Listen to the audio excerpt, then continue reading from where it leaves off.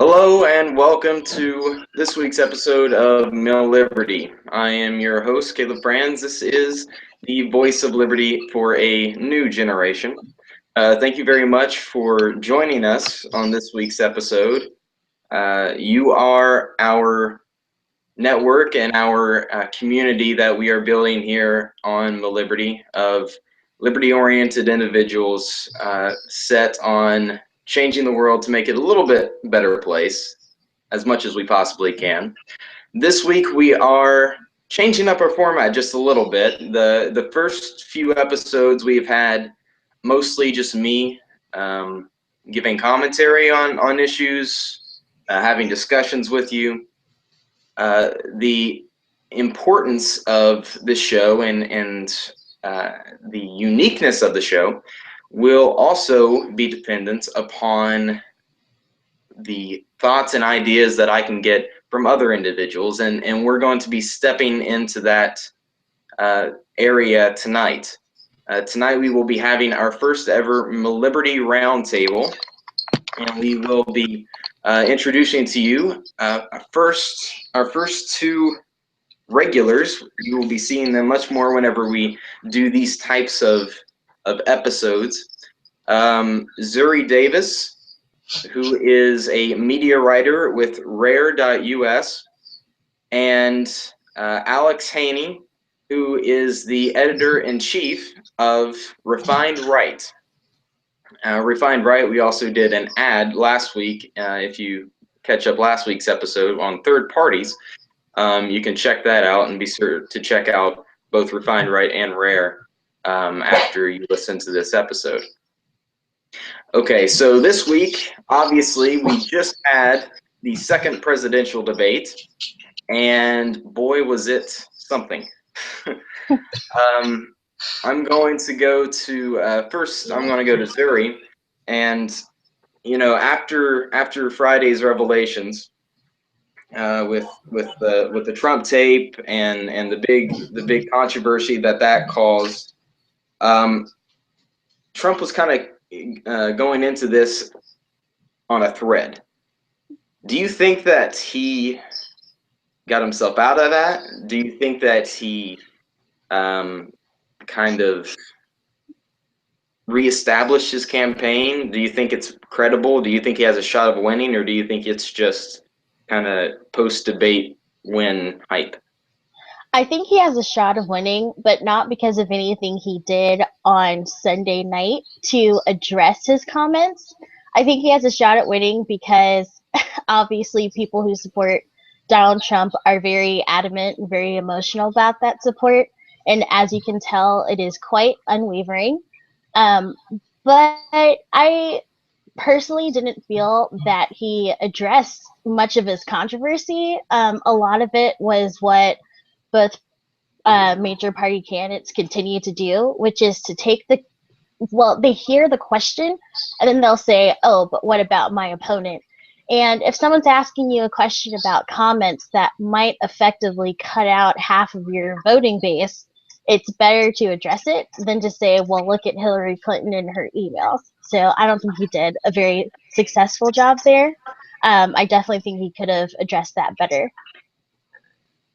Right. I think that everybody was saying that he, won by a landslide and everything. And I do think that he won, but not that it was a substantial win.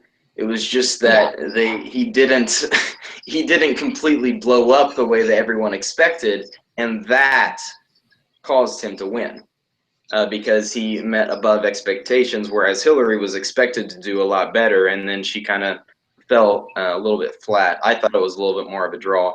Alex, do you think that this is going to change much of anything whenever it comes to November 8th, or do you think it's just that Trump said a funny thing about throwing Hillary in jail, and then it's just going to go back to normal? I really enjoyed watching it just because I love watching Hillary get just dominated in front of a huge populace. That's wonderful. But I think the worst possible outcome is exactly what we got. We got Trump, who doesn't stand a chance at all, not implode. which would have been great. If he implodes, the RNC, the GOP, gets to replace him with someone, feasible. But instead, he strapped a tourniquet on, stopped the bleeding, and now he's just going to limp across the finish line, and Hillary's going to win. Unless, of course, she gets arrested, which is not, impossible. I certainly don't think it's going to happen, but you never know with her. She's the worst candidate in the history of candidates. I mean, she even if she was arrested though, she could still win because that's true. We've had candidates that has run from their prison cells before throughout American history. So she could still technically, I guess, pardon herself. I'm not sure how that would work if that ever happened, but if she's worst candidate ever A1, then Trump is worst candidate ever, B1. They're just yeah. It's all kind of it's all kind of the flip side of a really nasty coin as far as that goes. Alex, I'm going to turn to you. And whenever they actually began speaking a little bit about policy, I noticed that one of the first questions that was brought up was about something that we haven't really heard a lot about this entire campaign cycle, even though just 4 years ago it was probably the biggest issue, and that was Obamacare. Oh yeah. And I thought that was interesting that was almost, I don't think it was first, but it was like one of the very first ones. And Hillary just kind of, like, yeah, it's got problems, but yeah, we're gonna fix it. Then Trump started giving, I thought, a satisfying answer among conservatives. And then they brought up the fact that, hey, guess what? You also kind of supported single payer as well. Can you explain that? So if Trump does get in the White House versus Hillary getting in the White House, do you think that ultimately healthcare, if they both got exactly what they wanted, because obviously Congress would be very hesitant to work with either one of them, but do you think that if they got in and started trying to implement what they wanted, do you think it would really be all that different from each other? It's kind of tough to tell what Trump's actual stances are because, I mean, everybody brought up, he donated to the Clintons, whatever. Well, of course he did. He was a millionaire. And just like he was blaming everyone else for doing, he was buying politicians. That's what they did. Yeah. But what he said last night, when he started talking about it, I was watching it with some friends, and all I could think was, oh, well, if, they just get rid of state lines and open up the market, then we don't have this problem. And then he said it, and I was like, you got to be kidding me. He said something I completely agree with policy-wise, and I was blown away by that particular answer. If he gets in and is actually willing to dismantle the state line requirement and allow for competition across state lines, I mean, you guys know this as well as anyone, all you're going to see is better product and lower prices. And if he manages to do that, and I think he would if he gets in running as a conservative, or as a Republican anyway. The guy does know business pretty well. I know there's going to be argument about that, but I think that's fairly clear. And he knows what competition does. Right. Zuri, do you see any possibility that either one of them would really change much about Obamacare, or because both sides say that we either have to repeal it or we have to make it better, cut out the faults in it. Do you see that either Trump or Hillary is really going to try to do much to change what's in stake now? I don't really see a change happening, especially with Hillary Clinton. Basically, her entire campaign is regurgitating the Obama years because people really like that. And she's not that great at being genuine, so she kind of has to latch onto something. So definitely under her, it would stay the same. And honestly, I feel the same way about Trump because, as he did say just a year ago, Trump was praising single payer in Canada, like of all places. The very thing that he brought up yesterday as as a slam on Hillary is something that he was praising. Yeah, and that all of the talks about changing the labor laws to accommodate women, which I don't have a problem with private employers doing that, obviously, but when his daughter Ivanka brought up those concerns of like paid maternity leave, for example, and just doing more for women, it sounded nice, but it sounded like a speech from the Hillary campaign.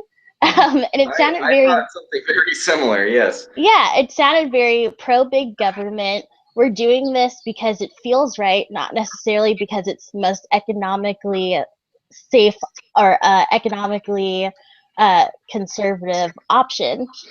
So I think that Trump will say anything at this point to get elected. I think we've kind of seen that in the past year and a half or however long this election has gone. And I think it's going to be more of the same if he does win the presidency in November. Is anything on the federal stage ever based on actual policy though? It's always based on feeling. That's the thing. Like, it's impossible to tell what either one of them is ever going to actually do, because you're right. They will just say what they need to say to get elected. I mean, there have been some candidates, and not just even in the Obamacare sphere, but in other economic spheres, there have been some candidates who have taken the opportunity on the federal stage to push more fiscal conservatism. But I think that Trump is just a big, right? Trump is just kind of a big government other side of the coin that Hillary Clinton is on, and I don't think we should really expect much of a difference there. I would be happy to be proven wrong, though. I think we all would be incredibly happy to be proven wrong, no matter who happened to occupy the White House. That's something that I've never really had a problem with admitting. Whenever there's something that Barack Obama does that I agree with, I see that as a good thing for the country. It's not just a partisan issue. But the problem, I think, that when it comes to this, and ultimately when it comes to everything else, is that regardless of what they say during an election year, their underlying philosophy is more government. Right. And whenever push comes to shove, no matter what they push and what they say, that they love limited government and hoorah, let's love freedom and everything like that during the campaign trail, when push comes to shove, practically, they are ultimately going to say, you know what, government is the default position for somebody like me. That's why even when Bernie was running and he was saying a lot of great stuff about maybe foreign policy or privacy, I couldn't find it in myself to believe him, just because you believe in government, Bernie. That's like God. Red lines are a good thing, guys. Yeah, just the same way that Barack Obama was saying all these great things about privacy and about the Constitution. He was a constitutional scholar, for crying out loud. Yeah. But ultimately, his underlying philosophy was government. And I think that is no different whenever it comes to either Trump or Hillary. And I think that is a fair litmus test on, okay, what is this person actually going to do? Because they're both liars. They're both flip-floppers. With terrible pasts. What's that? I said with terrible pasts, especially as it comes to supporting big government. Yeah, it's like, which candidate is the least rapey candidate, and that's what we're picking this year. Or what a choice! One that's least likely to stand up for sexual assaulters, either in themselves or in their husband. It's not a good year. Whoever gets voted in, we're all getting assaulted metaphorically. That is absolutely true. Yes. In some way, shape, or form. And in some ways, it's a little bit more literal than others. There's in some of their policies. One of the guys I like to read. I can't remember if it was Rothbard or Mises. I don't quote me on who it was, but the general idea behind it was that government acts like a business. The goal of a business is to acquire wealth and power, and government does the exact same thing. Its goal is to acquire more money and more power. And that's, if you look at it that way, then, I mean, yeah, obviously, of course, everyone that gets into federal office is going to try to expand. Mm-hmm. Mm-hmm. But that's certainly not the role of government, as we learned from Bastiat. It's quite the opposite. And that's the thing too, is that these are both crazy, power-hungry executives. Mm-hmm. They're not necessarily somebody like like Rand, or even Ted Cruz, honestly. Somebody who at least understands the role of Congress. I don't think that either one of these understand the role of Congress to the fullest extent, because they know what it's like to be. It's what I say, and I don't really care what you have to say. I think Hillary and Obama both do. Entire empire. Say again, Alex. Hillary and Obama both understand the role of Congress and the role of the courts. They just don't care. Right, yes. Yeah, that's important too. Yes. And I think Trump understands the role of courts, but a little bit not in the way that we might want. And to that point, whenever we were bringing up healthcare, something else that really caught my eye was whenever they began talking about foreign policy, and Hillary was just ready to go to war with Russia, more or less. It's what I gathered from that. Right. What was interesting, however, was that Trump said he pointed out all these great things that I've always wanted to hear from a Republican candidate. Like, you were arming the rebels. It was your fumble in Libya. It was your fumble in Syria, and all these great things that you would expect to hear from somebody like Rand Paul. And then he went off and started saying, well, we're just going to bomb them, and we don't really know what to do. I don't even know what my vice president wants from me, so I'm just going to have to work with them on that. Yeah. So I guess my question is, do you see that as an authentic position whenever he's pointing out all these failures and all these things that is just quite honestly lip service to libertarians? Do you think that that's something that Trump would honestly go in and change, or do you think that's just a lot of campaign rhetoric? Well, if I could start, I definitely think that it's a lot of campaign rhetoric, but then he says things like, oh, well, we have to kill the terrorist families. And it's like, okay, well, you realize that we already do that, and it currently helps breed more terrorists. So, like you said, it does make me feel good when he says things like, yes, the Iraq war, maybe we should reassess that. Maybe we should reassess a lot of intervention because we are currently overextended, which I think most people would agree with, in our foreign policy. But Trump kind of sounds like he would just do the same thing, just in different areas, and that's not very comforting. Right. What about you, Alex? Do you think that that's something that he would genuinely try to stop? Because he's very vocal about being opposed to the Iraq war, no matter how many times somebody tries to prove him wrong. I think Trump's a lot like the Joker from The Dark Knight. He says, "I don't really have a plan. I just do things." He's that way, right? He's that way with saying things. He doesn't really have a plan. He just says things.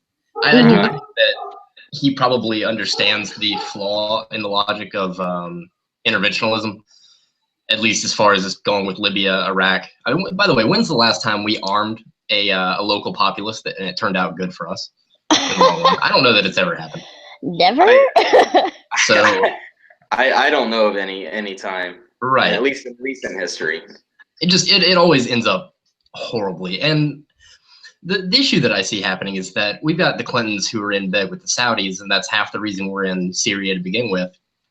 But I mean, Trump may well do the same thing with another country. He may do it with Russia. And I mean, I don't fault him for saying he wants to have solid relations with Russia. God forbid we have a friendly working relationship with a world superpower. Right. But I don't trust him to not be an interventionist at all. but I do think he would probably not. He would make different mistakes in different areas, like you were saying, or the same mistakes in different areas, I should say. Yeah, so something that I really thought was interesting was that I didn't really see a non-intervention policy whenever it comes to Trump versus Clinton. I saw who's going to be friends while being an interventionist with Russia and who's going to be enemies while being interventionist with Russia. There's no non-intervention, though. Right. You're still going to be all over the world stage. You're still going to, quote, bomb the shit out of them in all throughout the Middle East. You're still going to kill the families of terrorists.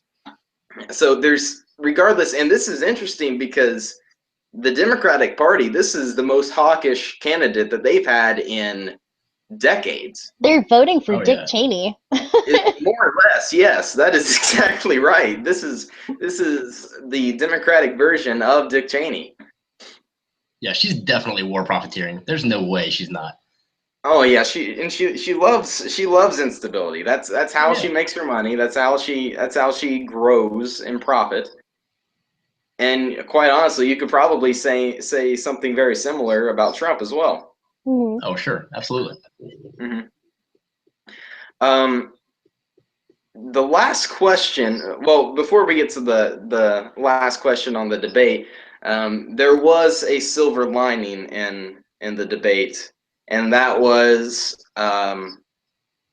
Ken Bone. Was that his name? Yes. Ken Bone. Yes. As pointed out, you can no longer buy his sweater. It's sold out. Thank you, internet. Did it really? Yeah, spend your $45 elsewhere, I guess. I have never seen a year quite like 2016. This has been the year of gorillas, killer clowns, evil billionaires running for president, and a sweater sensation overnight. Plus, all of our favorite old people died, so 2016 needs to end. It's been hard on everyone. It really has. It's been the world's greatest circus for the last 10 months. I think this year has illustrated how much we truly need Batman more than ever. Oh, God. Definitely. With killer clowns and evil billionaires running for president, we just need Batman. Which evil billionaire are we talking about? Because there's two. Oh yeah, exactly. It's even double the problem. If they're two sides of one coin, I guess they count as one person. I think you're probably right. True. Kind of like Two-Face or something. I don't know. Yeah. If we're gonna keep the Batman, well, he is a Clinton donor, so he's basically an extension of her. That's true. America just needs freaking Batman. The last question: Did you all see? Did you think that was healthy? What the last question was when they were like, "Can you say anything good about the other candidates in this atmosphere of negativity?" And to that point, do you approve of each of their answers? Alex, we'll start with you. Call me cynical, but I think they were hoping for an absolute meltdown there also. I can't stand Anderson Cooper, and I don't like the other girl either. I can't remember her name though. No, I'm not a big fan of the way it was asked. I don't mind the question in and of itself, but in context, I think it was ridiculous because that's exactly what they were hoping for. It was not a let's make up and try to make this civil. It's not what was going on at all. They were hoping for some kind of, explosion. And I think that's reprehensible. The question in and of itself, I don't mind. I think it was okay. I just don't like the way it was asked, when it was asked, in the context it was asked. As far as the answers go, I thought they both did a pretty good job.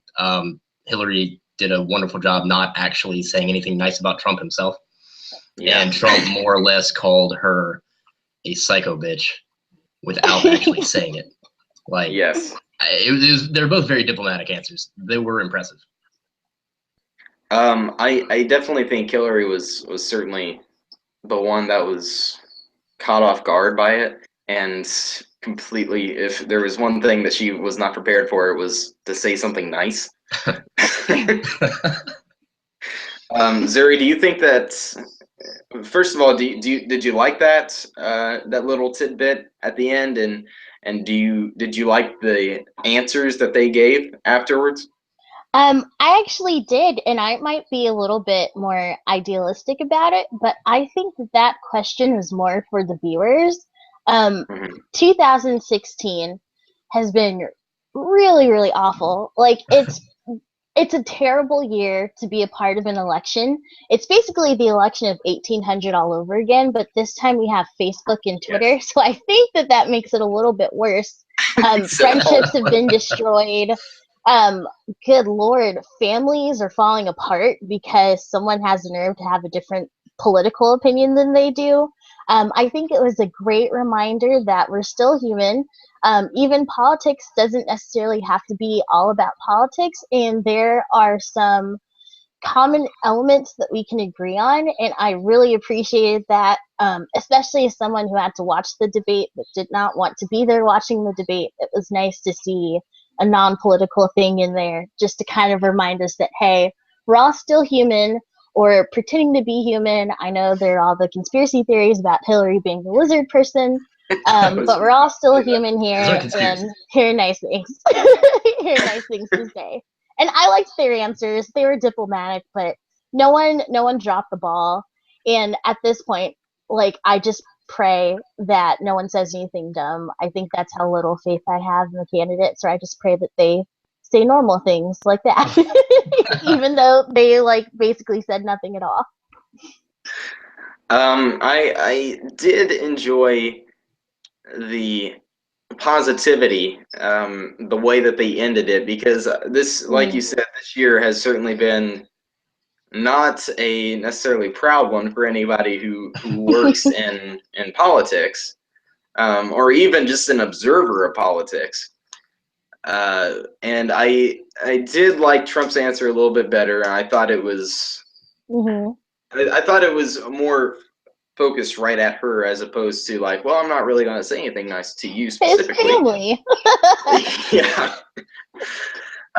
Which I thought that was a little bit of a diversion, a little bit avoiding it. But I was like, okay, you know, you can't say, if you know, when you're saying stuff nice about your kids, that's always gonna be like, okay, well, all right, I'll give you that one. I'm glad she had to go first. Kind of setting the bar.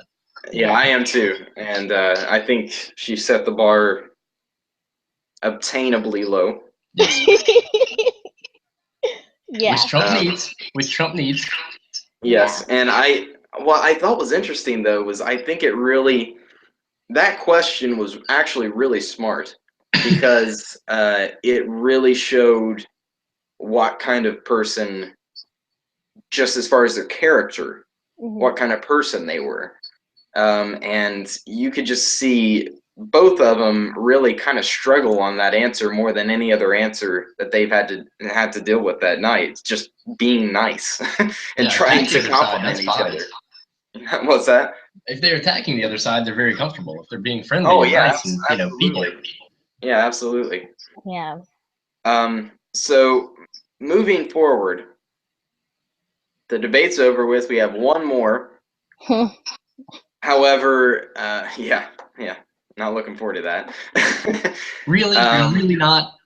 You can't tell me. Well, it's I a lot of fun. mean, the mud No. pretty fun, but it's just gets more and more depressing every time I watch them. Like, ignore the fact that our country is on the line here, and just kind of sit back and enjoy it. Pour yourself a bottle of Jack. Yeah. Wish Well, I could, but I have to be sober when I watch these for work, so I can't even do it'd be a that. lot more entertaining if you weren't. Definitely. It's less awful, At trust me. least get through them. But looking forward, in my view, I see 2016 is more or less over with already. It doesn't matter who wins. Everyone's still fighting till the end, but I say it's done, regardless of who wins, because the next 4 years are just going to be something that we're just going to have to trudge through. But after that, it might be a little bit more optimistic. And I don't know if either one of you saw this last night, but Justin Amash tweeted something last night that was rather encouraging and kind of exciting. He said, "We've become a country that fights over which presidential candidate is less horrible. We can and will do better in 2020." I'm Yeah. sorry. I love him so much.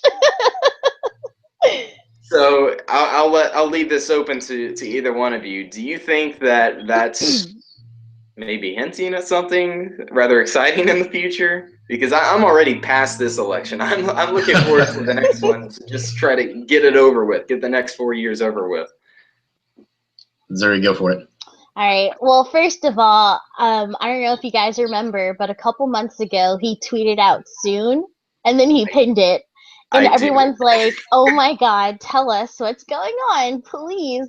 And maybe this is just circumstantial evidence, but I'm seriously praying that he jumps in because, one, we definitely need him. The next 4 years are going to suck either way.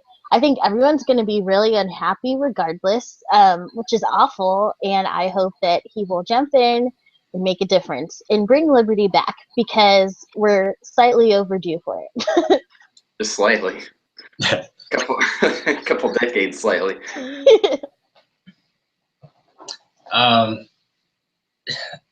Man, I don't even know. I know that the next 4 years are going to be awful regardless. One of the one of the positive things to look at is that last time Hillary got anything passed through, which was Hillary Care, it was such an abject disaster that it ruined the party for a while. We've gotten so far down the rabbit hole as far as asking government to do things for us that, you know, we're starting to chip away at the one thing that really does make us the greatest country on earth, which is our freedom of speech. Mm-hmm. And just the idea, like, I know when safe spaces became a big deal, I thought it was hilarious at first, kind of the same way that I thought Trump was hilarious at first, and now I'm scared. It's all a big joke, right? Exactly, and it was the exact same thing with safe spaces, and now I'm just like, you know, this is crazy. This is absolutely insane. But in a much greater, less social media kind of way, we really are chipping away at our ability to express ourselves freely. And I think that's awful. The federal government has gotten just exponentially out of hand over the last 8 years. And I think that's going to continue over the next 4 years. And I do think that come 2020, people will be so sick and tired, at least a majority, will be so sick and tired of government overreach, federal overreach, that we've got a shot. I know that Zuri, were you at YaleCon this past year? Mm-hmm. Okay, so I remember there was something about Justin Amash saying that, hey, I got the Twitter account, you guys got to make it happen. Do you think this is any indication that he's like, well, you know, maybe you guys have convinced me? So I think yes. He's definitely taken the right steps, I think, to set himself up as, I don't want to use the term moderate. I feel like it's overused in a buzzword now, and it kind of ruins like the essence and like purity of like his political beliefs.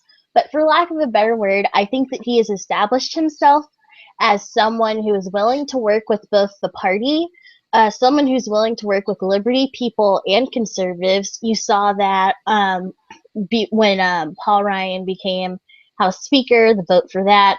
You saw that when he explained why he was supporting Ted Cruz.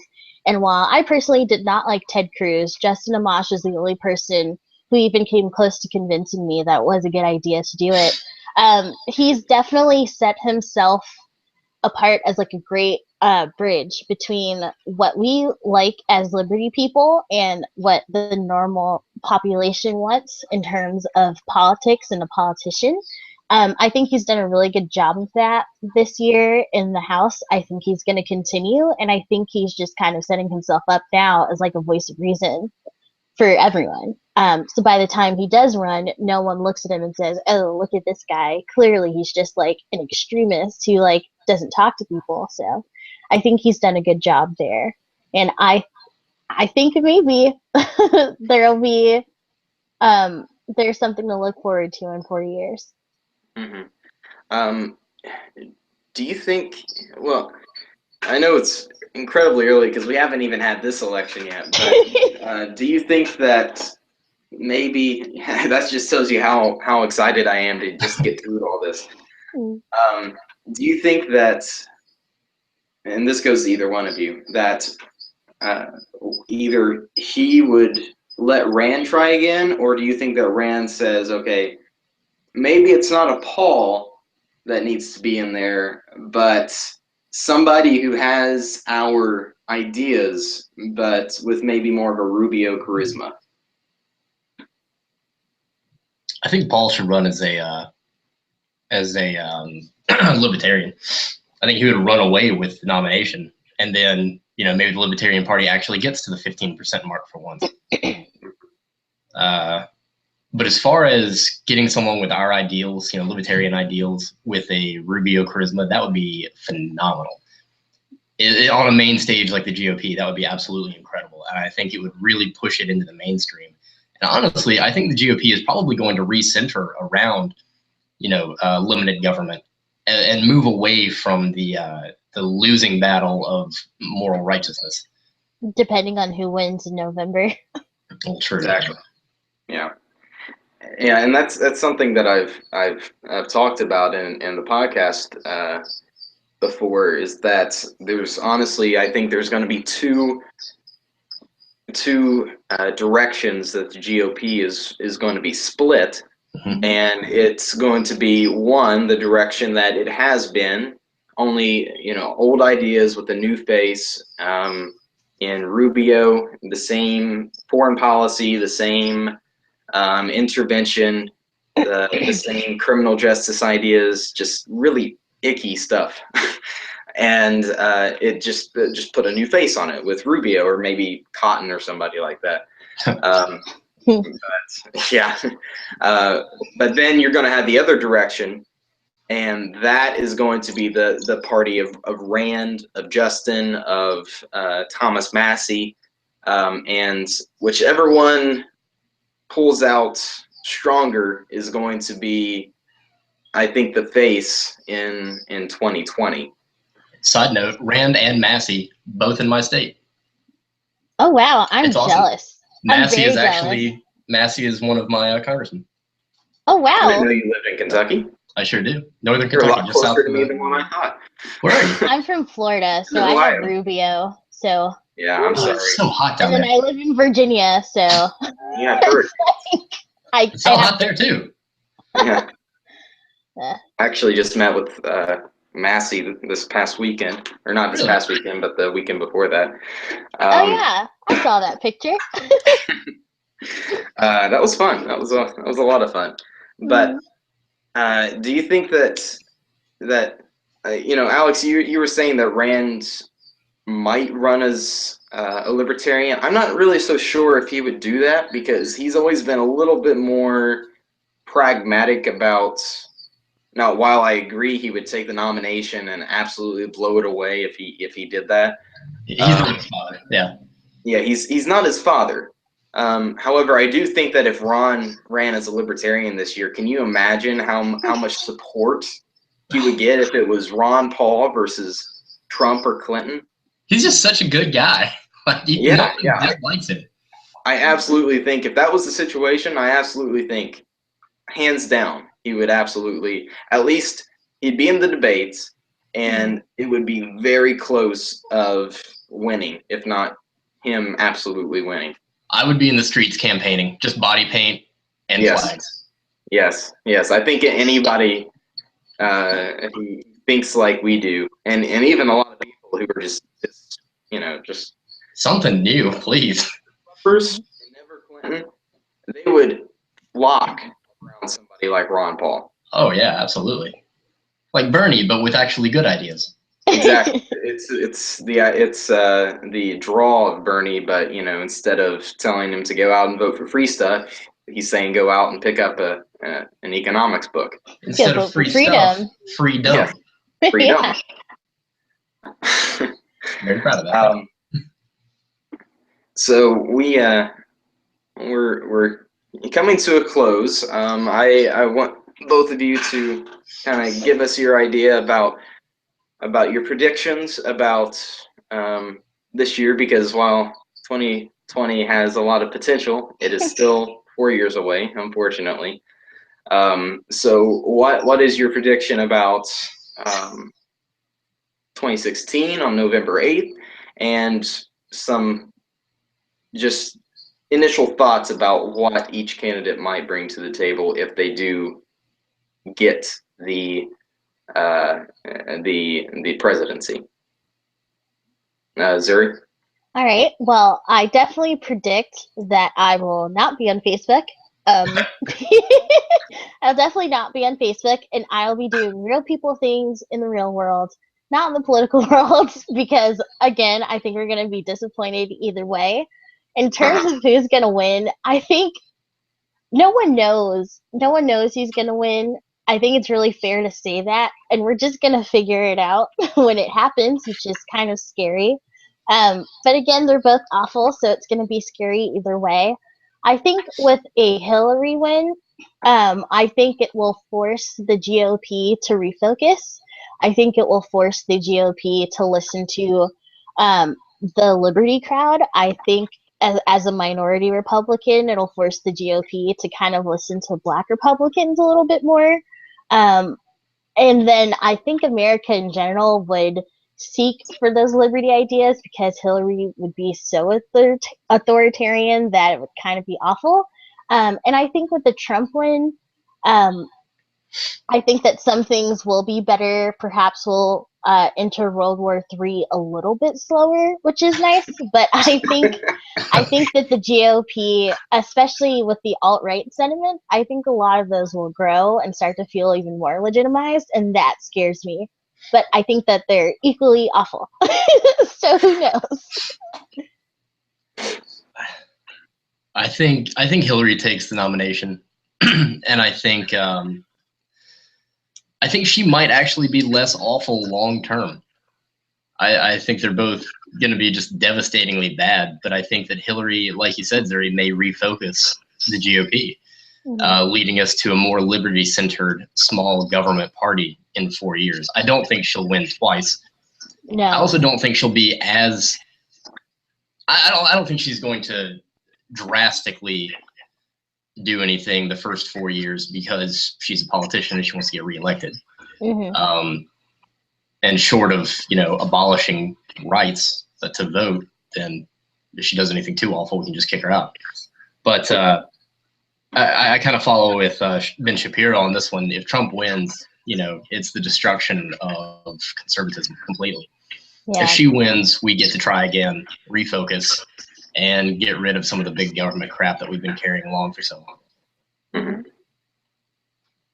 Well, with that actually sets us up extremely well for next week, because next week we are going to be having a very important discussion on what I think the future holds for us, and the importance of restoring the ideas of federalism and why that is missing in this election cycle. But until then, please be sure to subscribe on iTunes. We'll try to get as much subscriptions as possible, because this is your movement. Be sure to share it around as much as possible. Follow me at Caleb Franz on Twitter, and then also the MilLiberty account at MilLiberty. Guys, you want to give us your information on where you can be found? Sure, I'll start. You can definitely follow me on Twitter. That's at Zuri_Davis. The Zuri. I know it's kind of funky. Probably never heard that name before, but it is kind of common.